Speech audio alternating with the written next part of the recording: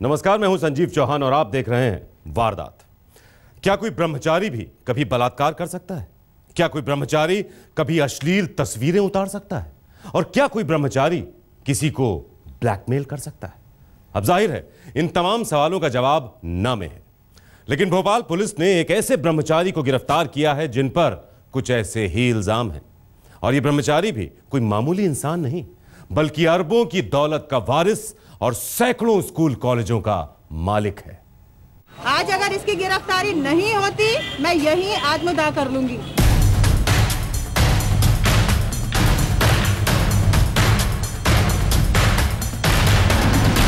विदेशी कंडोम का शौकीन एक ब्रह्मचारी, पोर्न तस्वीरों का शौकीन एक ब्रह्मचारी, लड़कियों से रिश्तों का शौकीन एक ब्रह्मचारी, बलात्कार और ब्लैकमेल। महर्षि महेश योगी यूनिवर्सिटी के चांसलर गिरीश चंद्र वर्मा का नया सच कुछ ऐसा ही है। दाढ़ी मूंछ और सफेद चोले में घूमने वाले इस ब्रह्मचारी की कारगुजारियां रोंगटे खड़े करती हैं। क्या आप यकीन करेंगे कि कोई ब्रह्मचारी अपने ब्रह्मचर्य धर्म से इस कदर दूर हो जाए कि वो लड़कियों का बलात्कार करने लगे, उनकी अश्लील तस्वीरें उतारें और फिर उन्हीं तस्वीरों के जरिए उन्हें ब्लैकमेल करे। लेकिन गिरीश चंद्र वर्मा पर जो इल्जाम लगे हैं वो ऐसे ही हैं। आदमी ने मेरा सब कुछ बर्बाद कर दिया। कई स्कूलों के चेयरमैन और शिक्षाविद के तौर पर पहचाने जाने वाले गिरीश चंद्र वर्मा पर उन्हीं के नीचे काम करने वाली एक टीचर ने अपने साथ बलात्कार करने का वो आरोप लगाया है जिसे सुनकर कोई भी सकते में आ जाए। भोपाल की रहने वाली इस टीचर की माने तो वर्मा ने न सिर्फ उसके साथ सालों साल बलात्कार किया, बल्कि अपने ही स्कूल की दूसरी छात्राओं और लेडी टीचर्स को भी अपने सामने पेश करने के लिए दबाव बनाते रहे। पुलिस को दी गई शिकायत के मुताबिक गिरीश चंद्र वर्मा ने इस टीचर के साथ पूरे 16 सालों तक बलात्कार किया और इस दौरान वो हर बार विदेशी कंडोम का इस्तेमाल करता रहा। और तो और फोटोग्राफी के शौकीन वर्मा ने अपने इस हुनर का इस्तेमाल पोर्न फोटोग्राफी करने में भी किया। उसने बलात्कार के दौरान ही इस टीचर की अश्लील तस्वीरें उतारी और बाद में इन्हीं तस्वीरों की बदौलत वो इस टीचर और अपने पिए रहे उसके पति को ब्लैकमेल करता रहा।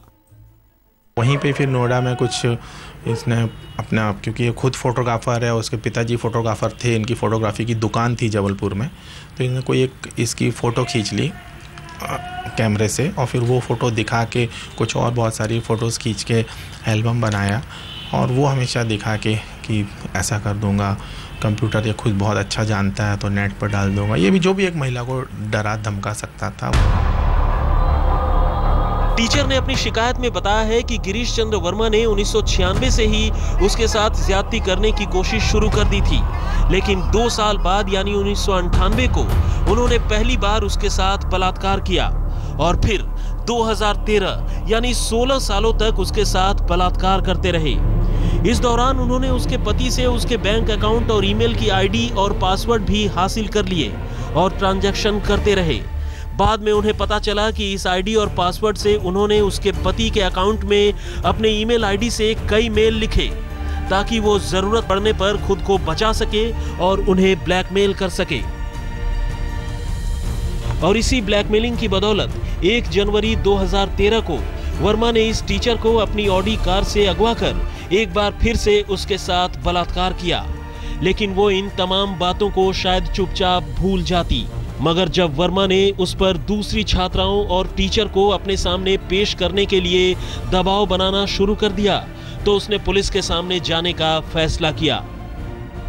दुष्कर्म का आरोपी महर्षि वैदिक विश्वविद्यालय का कुलाधिपति गिरीश चंद्र वर्मा अपने आप को ब्रह्मचारी बताता था।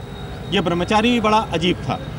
यह ब्लैकमेल करता था, बलात्कार करता था और शौकीन मिजाज का था। वर्मा सूरत से तो ब्रह्मचारी लगता भी था, लेकिन इसकी सीरत ऐसी कतई नहीं थी।